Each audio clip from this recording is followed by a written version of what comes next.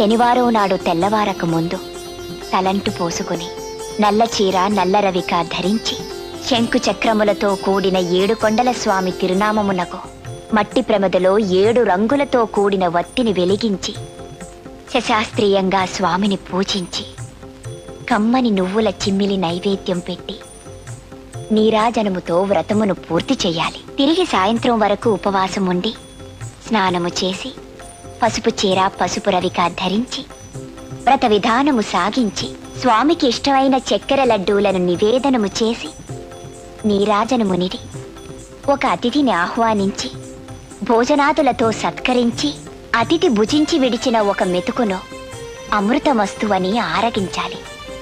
అప్పటికి ఆనాటి శనివార వ్రతం పూర్తవుతుంది. ఈ విధంగా 7 శనివారములు వ్రతమును చేసినచో ఉద్దేశించిన సత్ఫలమును పొందగలరు.